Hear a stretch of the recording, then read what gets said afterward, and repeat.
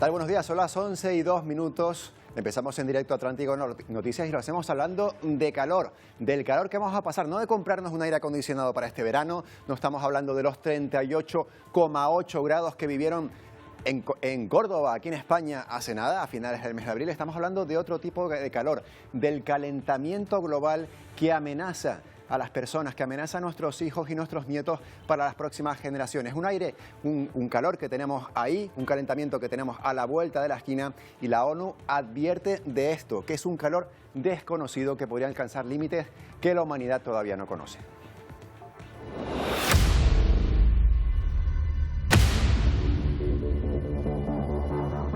And we are still moving in the wrong direction.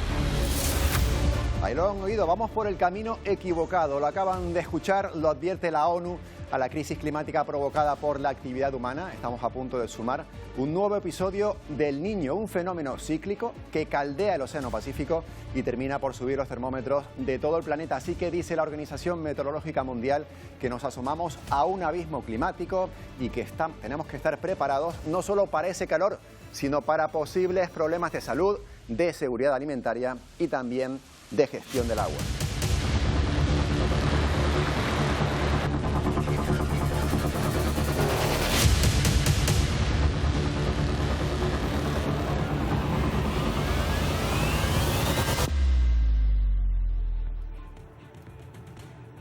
Bueno, y otro apunte meteorológico más, fíjense lo que está ocurriendo en el norte de Italia, en la región de Emilia-Romagna, donde llevan días sufriendo lluvias torrenciales que han provocado esto que están viendo, desbordamientos de ríos, incluso la desaparición literal de carreteras.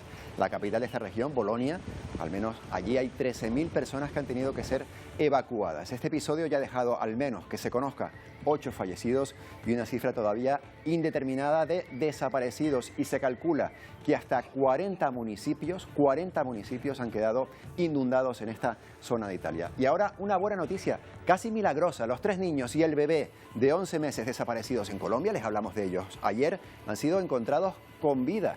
No solo sobrevivieron a un accidente aéreo de esta avioneta en este lugar del mundo, en donde murieron 3 adultos, sino que además han sobrevivido a 2 semanas en la Amazonia colombiana, mientras los equipos de emergencia se afanaban desesperadamente por encontrarlos. El presidente del país, Gustavo Petro, ha informado de que se encuentran en buen estado de salud esos 3 niños y ese bebé. Bueno, pero la actualidad de la mañana aquí en España nos lleva también a hablar de violencia de género. Combatirla es uno también de los retos de nuestro tiempo. Este mes de mayo ha sido trágico y han muerto asesinadas 4 mujeres, 2 de ellas casos confirmados de violencia machista, y los otros 2 en Orio y en Torremolinos todavía están en estudio, están oficialmente en estudio. Si se confirman esos 4 crímenes, esta sería la cifra en lo que va de año: 19 mujeres asesinadas por hombres desde que empezó 2023 y 1.203, ahí lo ven, en estos últimos 20 años, desde que empezaron esos registros en el año 2003. Esos son los datos de la violencia machista. Esta mañana la delegada de violencia de género, Victoria Rosell, ha informado sobre ese balance de este año y de los últimos años también aquí en España. Bueno, nuevo episodio. Hablamos ahora de la justicia, las distintas huelgas que amenazan o amenazas de huelga en la Administración de Justicia. Las asociaciones de jueces y fiscales mantienen este mediodía con el gobierno la que podría ser, ojalá que sea así, la última reunión, aunque se sientan a negociar con todos los escenarios abiertos, y no solo por la diferencia entre esos colectivos y los ministerios. Ahora también están divididas las propias asociaciones de jueces y fiscales. El gobierno ha puesto sobre la mesa mejoras económicas, también mejoras laborales, pero aquí también la política y los colectivos más conservadores les parece insuficiente esas mejoras, mientras que los progresistas sí que las aceptan. Así que todo en el aire, siendo positivo, de la reunión de hoy podría salir un acuerdo que desconvoque esa posible huelga indefinida prevista para el próximo lunes, día 22. Salimos ahora de España y nos vamos hasta Estados Unidos. Allí el gobernador de Montana firmó una ley para prohibir TikTok en su estado. Se convierte así en el primer estado de Estados Unidos en vetar esa polémica aplicación de propiedad china. El temor sobre la posible influencia de ese gobierno, del gobierno chino en la plataforma, es lo que ha hecho que se tome esta medida. Explica en su cuenta de Twitter este gobernador que lo hace para proteger los datos personales y privados de los habitantes de Montana de la posible influencia que podría tener el Partido Comunista Chino. La prohibición entra en vigor en 2024 y se enfrenta a otros desafíos legales por una posible violación de los derechos de libertad de expresión de los usuarios de TikTok. Y en Estados Unidos precisamente seguimos porque los líderes empresariales han advertido sobre las consecuencias de un posible incumplimiento por parte del gobierno federal de sus obligaciones con la deuda pública. Afirman que causaría graves dificultades a las familias, que también dañaría la posición del liderazgo mundial de Estados Unidos y además generaría dudas sobre la capacidad del país para defender, por ejemplo, la seguridad nacional.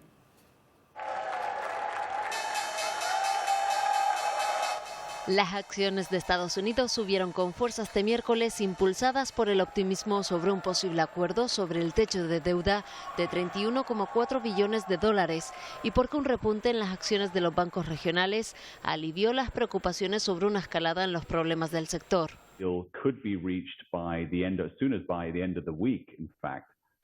Hay un creciente optimismo en que demócratas y republicanos podrían llegar a un acuerdo sobre el techo de gasto antes de acabar la semana, explica el director ejecutivo de una conocida firma de inversión americana. Los miembros republicanos del Congreso, con el congresista Kevin McCarthy al frente, confían en llegar a un acuerdo con Biden el próximo domingo para aumentar el techo de deuda del gobierno federal y evitar un incumplimiento económico catastrófico.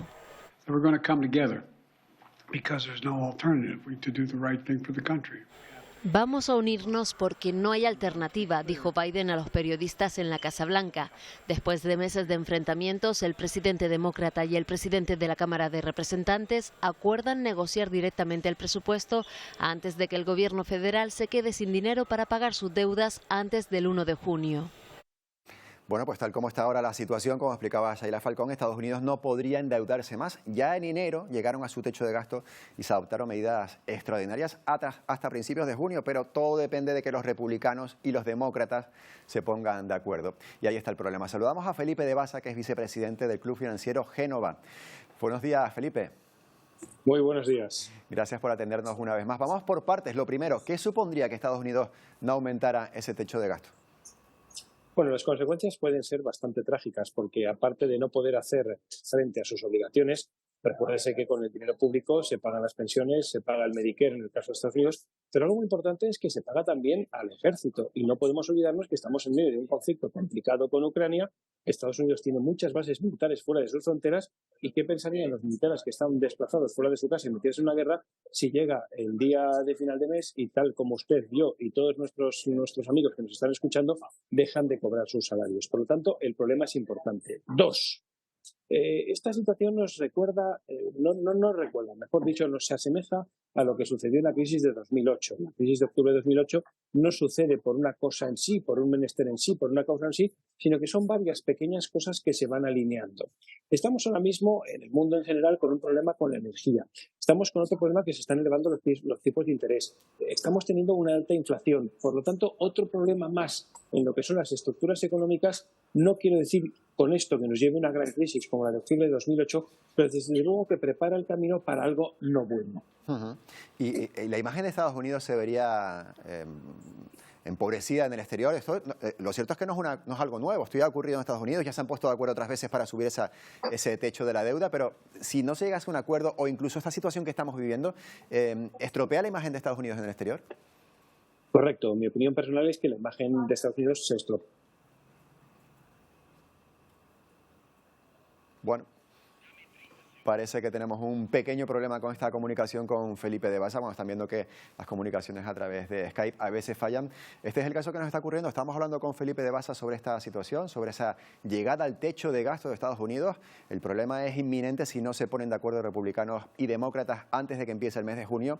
Y como decía nuestro invitado, no solo afectaría a la imagen de Estados Unidos en el exterior, una crisis de reputación, sino también a los sueldos que podrían no empezar a cobrar o dejar de cobrar los propios funcionarios públicos. Bueno, si podemos recuperemos esa comunicación y en cualquier caso seguimos con otros asuntos. Hablamos de Rusia, que acepta finalmente prolongar 2 meses más ese acuerdo para exportar el grano ucraniano. Recuerden que se ha ido prorrogando poco a poco. El secretario general de Naciones Unidas acaba de informar de que ese acuerdo se ha cerrado. Se celebra así esta nueva prórroga que asegura que la extensión del acuerdo es una buena decisión para el mundo y seguirá ayudando a paliar la hambruna. Escuchen.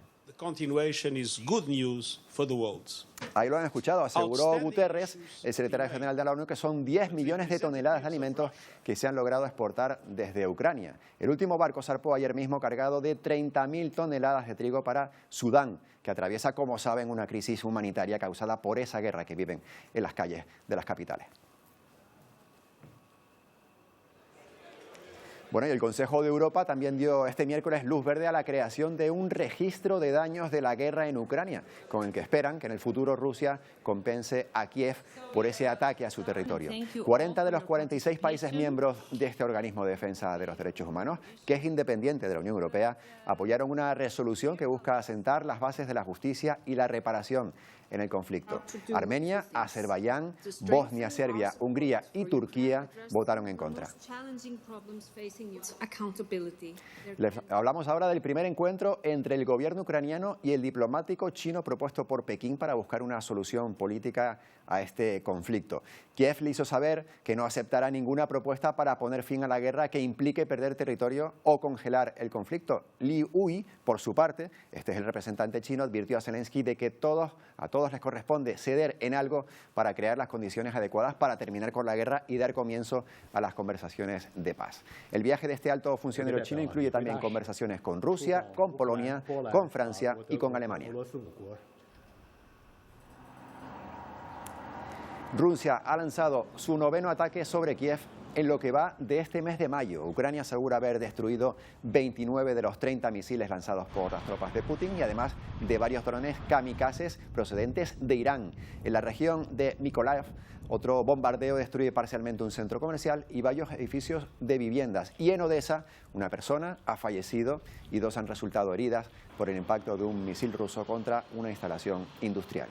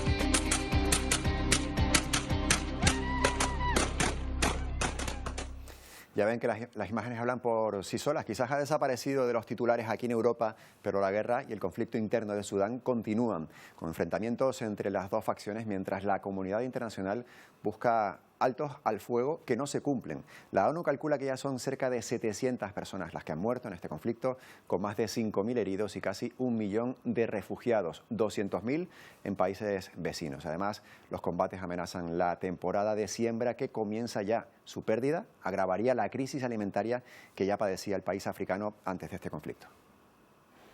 Abrazos entre lágrimas porque estos yemeníes evacuados a Sudán por su guerra regresan a casa después de semanas de espera e incertidumbre.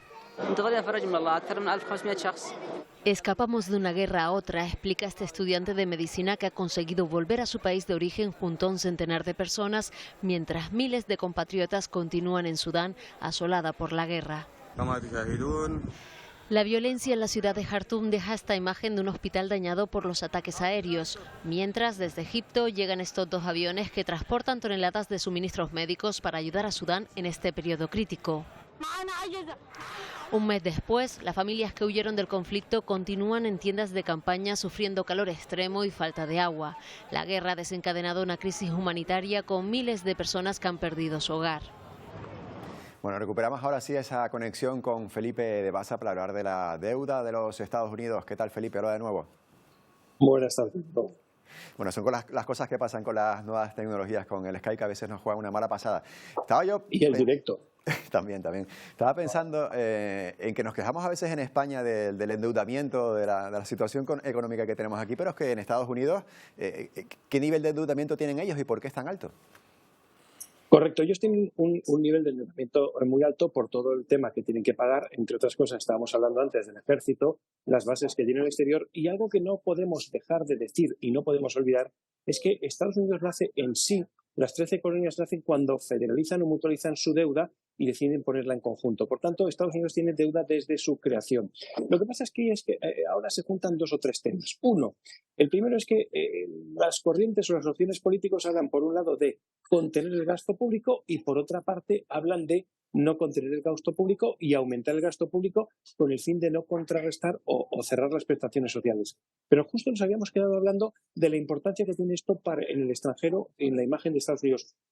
¿Qué es lo que tiene ahora mismo Estados Unidos enfrente? Tiene a China muy fuerte, al yuan muy fuerte y a un montón de países que, como Rusia, Arabia Saudí y China, están proponiendo en el mundo que el mundo deje de mirar a Occidente para mirar al Este. ¿Y qué sería esto? Un pequeño paso más para que el yuan se convierta o se pueda convertir hipotéticamente en la nueva moneda mundial o global. Esto no va a ser cosa de un día ni de 2 meses, pero en cualquier caso puede ser el allanamiento para que esta situación en un futuro pueda producirse. Estamos hablando de esas negociaciones, ¿no?, entre republicanos y demócratas, cada uno quiere lo suyo, defiende lo suyo, pero lo cierto es que la deuda pública en Estados Unidos, desde su creación, hace ya bastantes décadas, como tú comentabas, se ha aumentado muchas veces. O sea, no sería la primera vez. Vamos a sacar la bola de cristal. ¿Se pondrán de acuerdo en los próximos días? Correcto. La bola de cristal es que sí, llegarán a un acuerdo, veremos qué tipo de acuerdo, veremos qué sacan los republicanos al respecto y no nos olvidemos que las elecciones están a la vuelta de la esquina, que Biden quiere ir a una reelección, que Estados Unidos, que los republicanos están jugando fuerte y veremos cómo cada partido utiliza esta situación en clave interna. He dicho. Pues Felipe de Basa, gracias por sacar esa bola de cristal y como siempre gracias por atendernos aquí en Atlántico Noticias. Gracias a vosotros. Buenos días. Bueno, seguimos en Ecuador porque el terremoto político que vive ese país ha acabado con la disolución del Parlamento. Vean.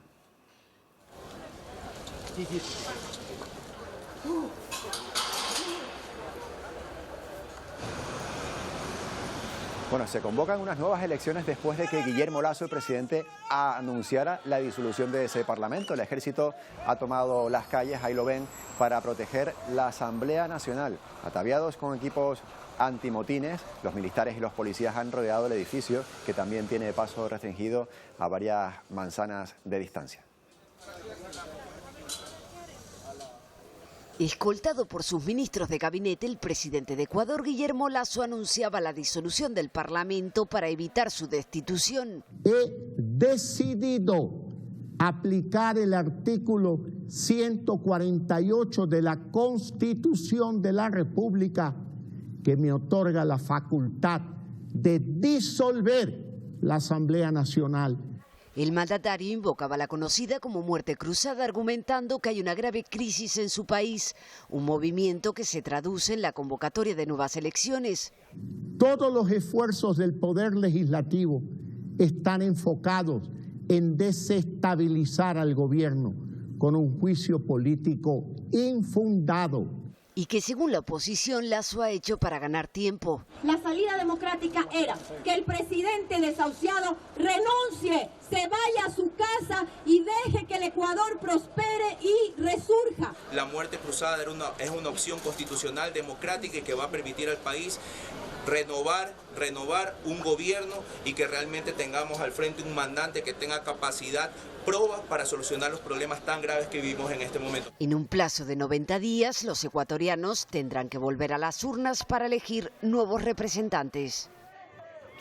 Bueno, vamos a Colombia. Recordarán que ayer les hablamos de un accidente de avioneta en plena selva colombiana que tenía conmocionado el país. Esta es esa avioneta, el estado en el que quedó, ahí, en la selva. Estaba confirmado el fallecimiento de los 3 adultos que viajaban en la avioneta, pero las autoridades buscaban a varios menores. Pues bien, los han encontrado con vida. Con este tuit que van a ver publicado en sus redes sociales, el presidente de Colombia, Gustavo Petro, ha confirmado que estos hermanos supervivientes son 3 niños y un bebé de solo 11 meses habían sido localizados. Según el Instituto Colombiano de Bienestar Familiar, los niños están en buen estado de salud, aunque han sufrido, eso sí, lógicamente, algunos rasguños. Y el hallazgo no ha sido confirmado todavía por Aerocivil ni por las fuerzas militares, pero repetimos, ha sido anunciado, lo han visto, por el propio presidente del país. Los niños llevaban más de 17 días desaparecidos en la Amazonia de Colombia, tras estrellarse la avioneta en la que viajaban junto a 3 adultos. Más de un centenar de soldados, ahí ven algunos, ayudados por perros, rastreadores y por varios helicópteros, estaban tras la pista de los menores. Los soldados habían encontrado incluso un refugio construido de manera improvisada con palos y con ramas, por lo que sospechaban que por lo menos había un superviviente que había construido precisamente ese refugio. Ahora se sabe que son los 4 los que han sobrevivido, los 4 menores que viajaban en ese avión. Repetimos, 3 niños menores de edad y también un bebé de 11 meses. Y ha naufragado un pesquero chino en aguas del Océano Índico con 39 personas a bordo. La tripulación está compuesta por 17 trabajadores chinos, 17 también de Indonesia y por 5 filipinos. Todos permanecen desaparecidos. La señal del transportador del buque, que detectó a más de 1000 kilómetros del sur de Sri Lanka, lugar donde a esta hora se centran estas labores de búsqueda que estaban viendo por mar y por aire. Varios países participan en ese dispositivo de rastreo para tratar de encontrar a esos supervivientes. Ojalá que sea así con vida. Bueno, esta historia es mucho más agradable. Estas personas que van a ver aplaudiendo, escuchen. Saludan a ese tren porque su conductor estaba realizando su último viaje. Celebraban familiares y amigos del propio protagonista el fin de una carrera profesional de 52 años aquí en los raíles de los trenes británicos.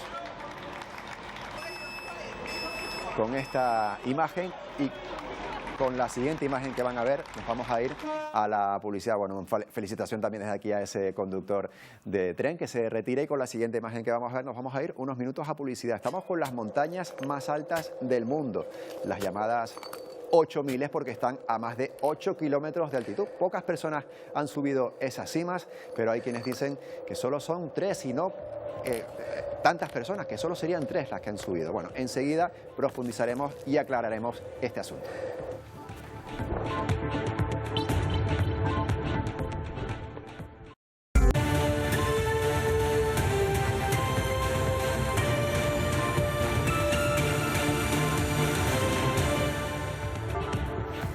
11:29, hoy vamos a hablar aquí en Atlántico Noticias de las montañas más altas del mundo. Son los 14 picos que superan 8000 metros de altitud. Son noticias estos días por varias razones. Una de ellas la van a ver enseguida. Por un lado, ayer conocimos que este señor que van a ver aquí, este señor que tengo yo detrás, se llama Kami Rita, es nepalí, ha vuelto a subir la cima del Everest. Lo ha hecho 27 veces. Nadie ha subido hasta arriba tantas veces como él. Kami Rita también ha subido otro de esos 8000, que como decimos son 14 y en total se sitúan en Italia, en esta zona que van a ver enseguida, en este arco que abarca desde Pakistán a la India, también pasando por China. En este gráfico que vamos a ver, fíjense, esta es la región de Italia donde se encuentran, y esos picos que ven son todos los 8000. La India, China, como decía, Pakistán, son esos países, también Nepal, que los rodean. De esas 14 montañas que ven aquí, también se ha hablado estos días porque un nuevo estudio asegura que solo 3 personas han subido esas 14 cimas, cuando anteriormente se calculaba que lo habían hecho algo más de 10 personas. ¿Qué ha cambiado? Pues según el estudio alemán, las cimas que no son tan fáciles de hallar, y muchas de esas personas no habrían llegado hasta la verdadera cima, hasta el punto más alto de esos 8000. Vamos a hablar con Juan Diego Amador de este asunto. Es licenciado en Geografía, también profesor y alpinista. Él mismo ha subido unos cuantos 8000. Vamos a saludarlo ya, ¿verdad, Juan Diego? Hola, ¿qué tal? Buenos días, Carlos. Sí, unos cuantos 8000. Yo diría que alrededor de, no sé si 4 son los que has subido tú. Sí, en 4 8000 hemos estado. Vale, curiosidad, ¿alguno de esos 4 8000 son estos que se están revisando ahora?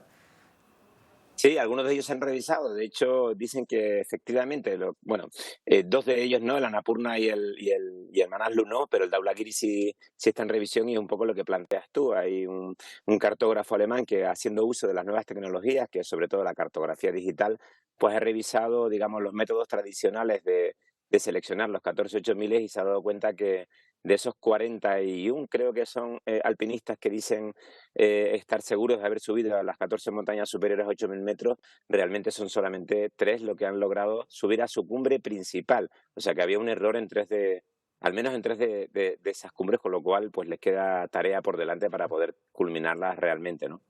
Pero bueno, tú que has estado en esas cimas de los 8.000, ¿cuál es la confusión? ¿Había un punto más alto al que no llegaron, al que estaba marcado, al que las rutas habían hecho los montañistas anteriores? ¿Cuál es precisamente esa discusión? Efectivamente, bueno, mira, aquí hay una persona que todos conocemos que es Reinhold Messner, ¿no? Es como el Messi o el Ronaldo del mundo del alpinismo, a quienes todos le debemos mucho porque fue la primera persona en subir a la cumbre del Everest sin oxígeno y demostrar que se podía hacer, además por una ruta original abierta por él. Pues Messner cayó, digamos, en esta trampa. Él, cuando subió a la Annapurna, consideró que estaba en la cumbre más alta de la Annapurna y fruto de este estudio alemán, de hecho él es tirolés, medio italiano, medio alemán, le comunicaron: Messner, creemos que tenemos que revisar tu montaña desde el punto de vista de la cartografía digital. El punto que tú dices que has estado no es la cumbre exacta o precisa que nos da a nosotros la nueva revisión cartográfica. Y él lo aceptó como debería ser, ¿no? Las reglas digamos, eso es lo coherente, ¿no? Otra cosa es si a mí me valdría su montaña, por supuesto que sí, se quedó realmente a 5 metros altitudinalmente de lo que es la montaña real, o sea, que una montaña de este tipo de casi 9.000 metros, donde te estás jugando la vida prácticamente desde los 5.000, 5 metros arriba, 5 metros abajo, a mí las cumbres de Messner me sirven como las 14 8.000, ¿no? Que fue el primero a conseguirlo, pero obviamente faltan 5 metros. La matemática no es exacta, éticamente a mí es como si estuviera arriba, ¿no? Claro, por tanto lo que deduzco es que ustedes, los montañistas, los que han conseguido alguno de esos hitos en la vida, dan por válido, bueno, esta revisión, pero también dice, oye, pero que yo subí mis 9.000 y pico metros, aunque no haya subido los últimos 5, ¿no? En este caso. Efectivamente. Digamos, desde ese punto de vista, lo importante es saber si esos últimos 5 metros no se han subido porque entrañan una dificultad técnica muy complicada, que no es el caso, o simplemente porque ha habido un error topográfico y lo que tú interpretabas como la cumbre principal realmente no lo era. Solamente hay una montaña que es así, si no recuerdo mal, que es el Shishapangma, una montaña, yo estuve muy cerca de ella, no para intentarla subir, pero camino a otro 8.000, donde sí que la cumbre principal es técnicamente bastante más complicada que la cumbre secundaria, y ahí es donde está centrándose parte de la polémica, ¿no? Hay, por ejemplo, un compañero afectado, Carlos Pauner, un 8.000ista que ha estado aquí en Tenerife conmigo en alguna ocasión, que le están intentando quitar sus 14 8.000 porque no subió a esa cumbre, que técnicamente es bastante más complicada. Ahí es donde quizás se está centrando un poco el debate ahora, ¿no? Porque, bueno, 5 metros para llegar a una última cumbre, si no son muy difíciles, es casi más un despiste de a veces las condiciones en las que llegamos ahí, con hipoxia, falta de suficiente oxígeno para determinar bien, que haya mala fe, ¿no? Recordemos además que en este deporte que a mí me apasiona, lo más importante de todo es la palabra de quienes estamos ahí arriba, porque no hay un árbitro, no hay nadie que tome nota de cómo hacemos las cosas, ¿no? Y me gustaría pensar además que va a seguir siendo así, que la honorabilidad y la palabra sigue estando por encima de todo. Ahora, las matemáticas siguen sin ser precisas y quedan fuera de la lista de los 14 8.000istas, pues 37 personas ahora mismo. 37 personas. No hay bar, ¿no? Lo que estabas comentando tú. No hay bar. No hay bar allá arriba para revisarlo. Efectivamente. Una cosa, porque claro, nosotros, pues, a lo mejor muchos de nosotros lo máximo que hemos hecho aquí en Canarias ha sido subir al pico del Teide, que lo ves como, hombre, cuesta, pero lo ves como algo sencillo porque está hecho el sendero, llegas ahí arriba, es una cima accesible, pero es que para llegar a estos picos incluso hay veces que hace falta incluso escalar. ¿Cuál es el más complicado de esos picos a los que tú te has enfrentado? De los que yo me he enfrentado, el Nanga Parbat, una montaña en Pakistán que está considerada dentro de los 4, 5, 8.000 más complicados y por tanto de las montañas más complicadas del planeta, donde prácticamente el 60% de la ruta hay que utilizar las 4 extremidades, digamos, no solo andar, sino que hay que utilizar los brazos pues para escalar, bien en hielo, bien en roca, y digamos una montaña compleja. Muy cerca de lo que es el K2, que probablemente toda la audiencia conozca como la montaña más complicada del planeta, ¿no? Pues Juan Diego Amador, muchas gracias por habernos atendido. ¿Cuándo es la próxima aventura? Un placer.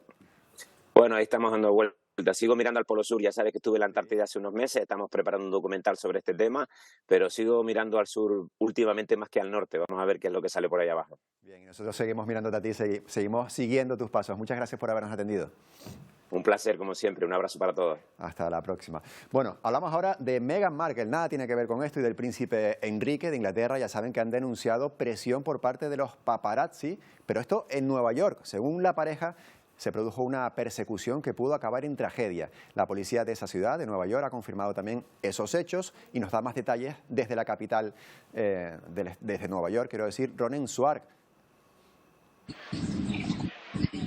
Conmoción por accidente de paparazzis en persecución al príncipe Harry junto a Meghan Markle, aquí en la ciudad de Nueva York.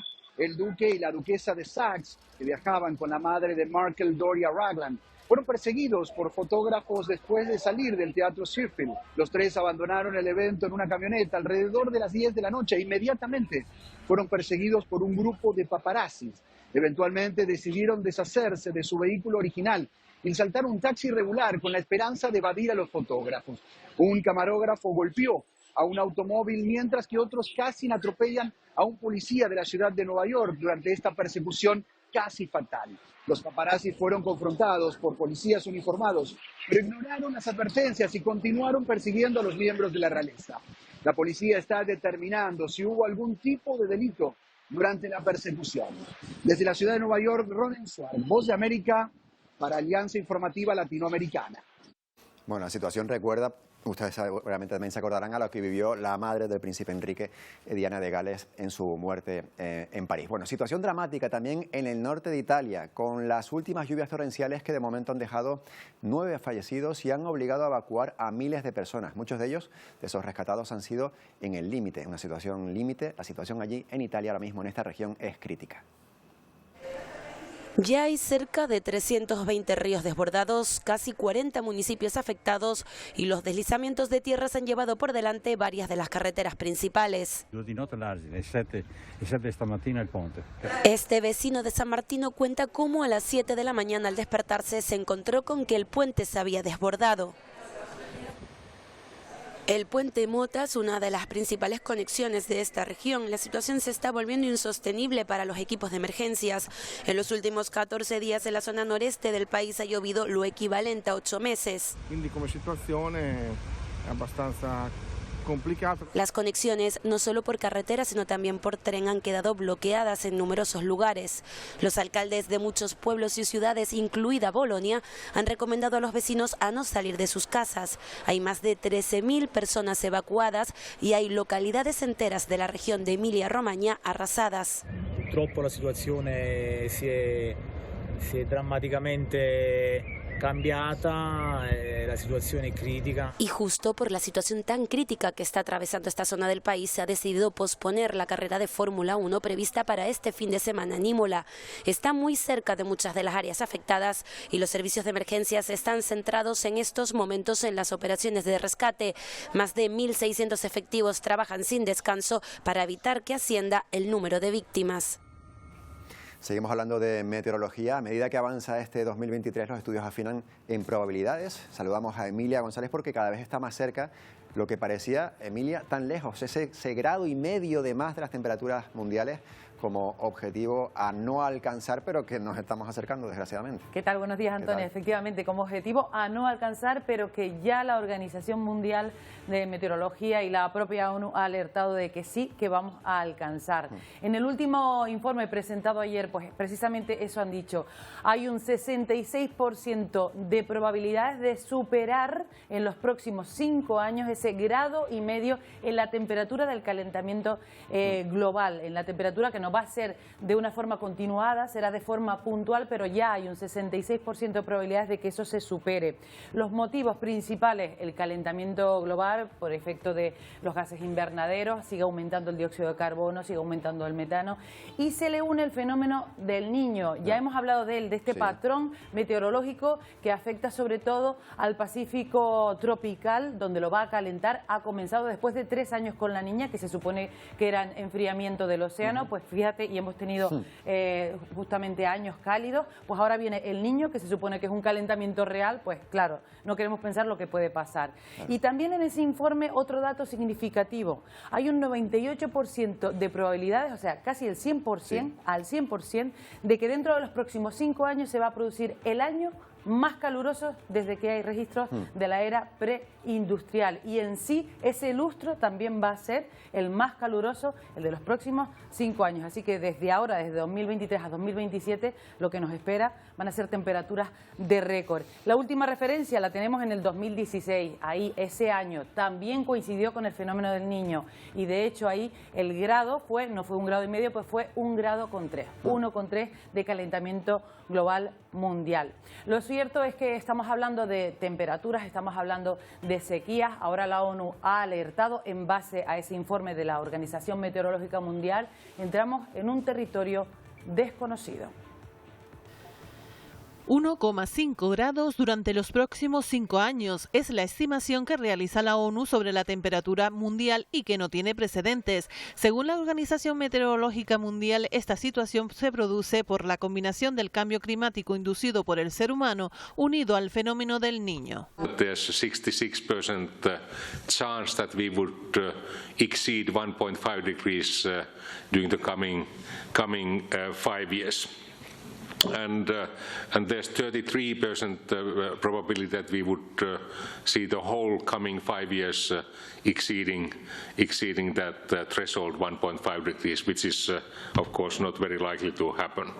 Aunque este episodio será generalizado, predicen que la situación será peor, por ejemplo, en la Amazonia, donde lloverá menos, o en el Ártico, donde más subirá la temperatura. More than double the global warming taking place, and during the coming 5 years, the estimation is that the Arctic temperatures would be 3 times the global. También alertan de que a corto plazo este fenómeno tendrá repercusiones en la salud, la seguridad alimentaria o la gestión del agua.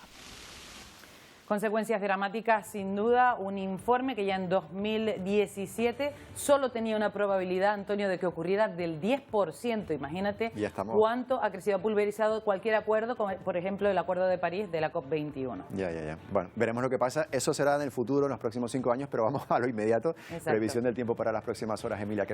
¿Qué podemos esperar? Bueno, para las próximas horas, mira, no sé si a alguno le ha tocado, pero esta mañana a mí me ha tocado un poco de lluvia llegando al trabajo precisamente, y lo que tenemos es nubosidad de tipo bajo que ha traído el viento de componente norte con la suficiente humedad como para que deje esas precipitaciones. Y un dato curioso, por ejemplo, hoy ha llovido más en Lanzarote que en el propio norte, en las medianías del norte de Tenerife. 4 litros por metro cuadrado. No ha sido gran cosa, pero sí es verdad que ha llovido más que en el resto del archipiélago. Lo que vamos a tener por las próximas horas es un poquito menos de humedad, menos nubosidad. Vamos a ver la evolución porque seguimos con ese escudo, con ese paraguas del anticiclón. Está el anticiclón de forma ovalada, llegando casi a las Islas Británicas. De ahí nos envía ese viento de componente norte con esas temperaturas que han bajado un poquito. De hecho, durante todo el mes no habíamos bajado del grado por ejemplo, en el Roque de los Muchachos o en Izaña. Anoche mismo se bajó al 0,4 grados en las cañadas del Teide. Bueno, pues ese viento va a seguir soplando, refrescándonos y trayéndonos humedad, pero no precipitaciones tan importantes o tan significativas como las que hemos tenido en las últimas horas. Así que mañana viernes, y como previa al fin de semana, en general, mira, lo hemos pintado con bastantes soles o con nubosidad poco importante. Buena pinta tiene de momento. Empezamos bien, ¿no? Empezamos bien. Bueno, eso sí, van a seguir llegando nubes a primera y última hora por el norte de las islas. Y atención, nubes de evolución, que son las que se generan cuando hay poquito viento, van formándose y en algunas zonas de medianías pueden dejar alguna gotita en el sur y oeste de la isla de La Palma y también en el sur y oeste de la isla de Tenerife, sin descartar que sea en La Gomera y en el Hierro y se repitan esas nubes de evolución. Donde más sol va a ser en el sur de Gran Canaria, de Fuerteventura. Así que mañana la situación va a ser un poquito más estable que la de hoy, con temperaturas similares o más fresquitas durante la noche. El viento sigue soplando moderado, alguna rachita puede dar de componente norte, la situación marítima también estable. Lluvia sorpresa por primera hora, nada, ¿no? A primera hora, ¿alguna gotita? Bueno, igual en zonas de medianía muy acumulada, pero poca cosa, menos que hoy. Vale. Gracias, Emilia. Hasta mañana. Bueno, vamos ya al plato de Ponte al Día para saber los contenidos que traen nuestros compañeros. Saludamos a Wendy Fuentes y Pedro Machín. Cuéntenos. ¿Qué tal? Muy buenos días. Pues jueves de protestas en Canarias, hasta 3 movilizaciones y denuncias en el archipiélago en la jornada de hoy. La primera de ellas, de los pescadores recreativos. Quieren comerse el pescado que capturan sin tener que pagar. Todo ello después de las limitaciones que pretende implantar el gobierno central para limitar esta práctica que realizan más de 100.000 canarios. La segunda, desde el sector de las ambulancias, denuncian las condiciones laborales en las que trabajan y solicitan que el servicio esté gestionado directamente por la administración pública. De hecho, han convocado un preaviso de huelga para la próxima semana. Y la tercera, los sindicatos médicos mantienen la huelga para mañana viernes 19 de mayo. Al parecer, las conversaciones con la Consejería de Sanidad no han terminado de la mejor manera posible, según denuncian esos mismos sindicatos. Hablaremos con ellos hoy aquí en Ponte al Día. Ciertamente una jornada un poco convulsa y que veremos con detalle, pero hay más. Sí, y ahí vamos a estar nosotros, Ahí vamos a estar nosotros siguiendo todas estas jornadas de protesta. También vamos a estar con los efectivos de la Unidad de Intervención de la Policía Nacional, porque hoy, 18 de mayo, que cumplen 30 años desde su implantación en Canarias, y escuchen bien, porque un equipo de este programa se ha ido a pasar un día con este cuerpo para conocer en qué consiste su labor, especialmente su objetivo claro es velar por la seguridad de la ciudadanía. 30 años de la UIP, vamos a abordar este asunto y también vamos a aclarar algunas dudas relacionadas con los objetos perdidos, multitud de objetos que perdemos a diario, entre ellos yo, que si la cartera, que si las llaves, que si el móvil. ¿Cómo funcionan las oficinas de los objetos perdidos? ¿Quiénes custodian de forma pública estas oficinas? ¿Qué debemos hacer? ¿Cómo recuperarlo? Todo ello lo vamos a abordar hoy en Ponte al Día en tan solo unos minutos. Hasta ahora. Hasta ahora. Gracias, Wendy y Pedro. A las 12 les vemos. Bueno, saben que estamos en plena campaña ante las elecciones del próximo domingo, 28 de mayo. Televisión Pública de Canarias, en su compromiso de servicio público, ofrece a partir de hoy, también aquí en Atlántico Noticias, entrevistas a los aspirantes a los ayuntamientos de las capitales de las 7 islas. En las entrevistas estarán reflejados los partidos que consiguieron representación en las corporaciones municipales en las elecciones de 2019. Empezamos hoy con los candidatos al Ayuntamiento de Valverde.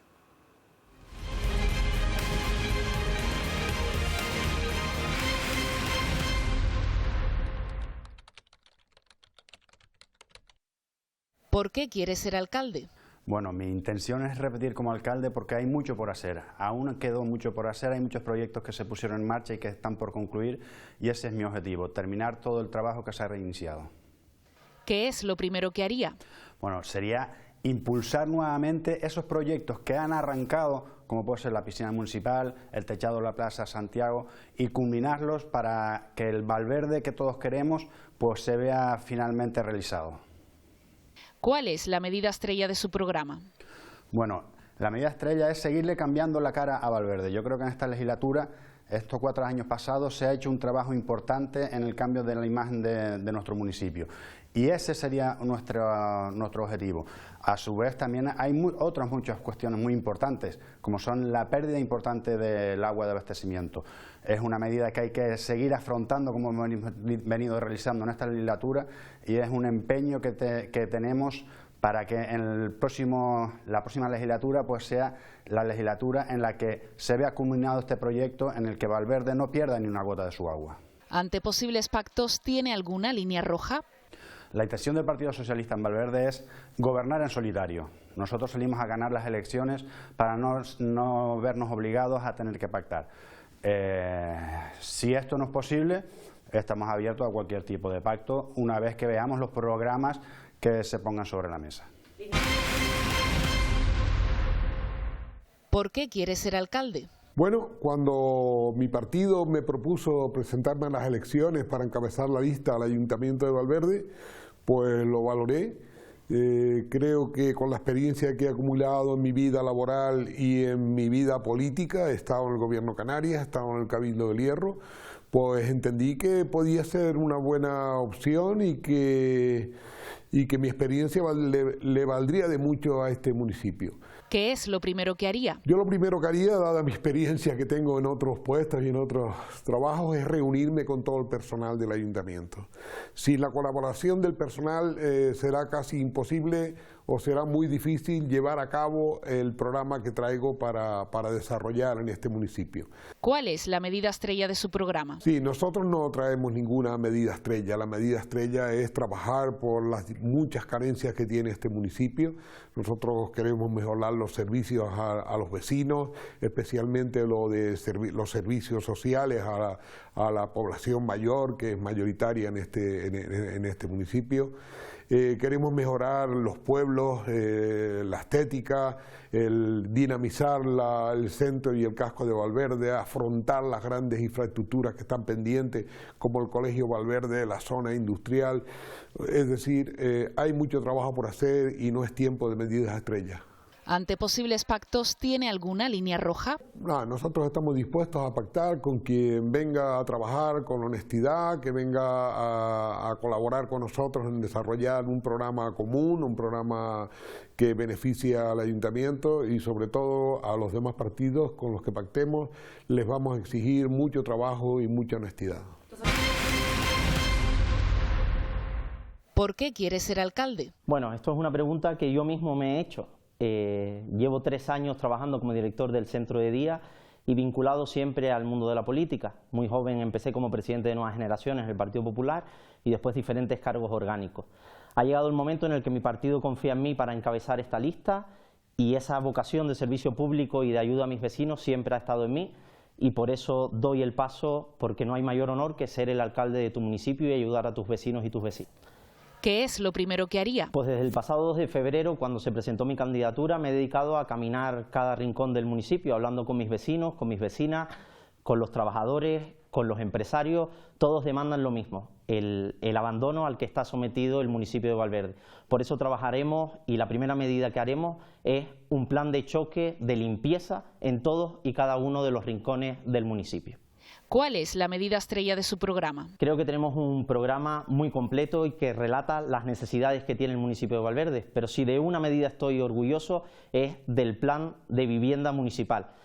No solo daremos a los vecinos que quieran construirse su primera vivienda la licencia de obra gratuita, sino también les dotaremos con un proyecto desde el ayuntamiento para la fabricación de su vivienda, ahorrándose directamente en el bolsillo del usuario entre 12 y 14.000 euros con esta oferta. Ante posibles pactos, ¿tiene alguna línea roja? Me presento con la idea de gobernar en solitario y para eso trabajaré para que mis vecinos me den la confianza y no ser muleta de nadie. También te digo que, dado el caso de que tengamos que pactar con alguien, pactaremos con aquellos que respeten las cosas que van en nuestro programa electoral, aquellos que quieran trabajar por los vecinos y las vecinas del municipio de Valverde.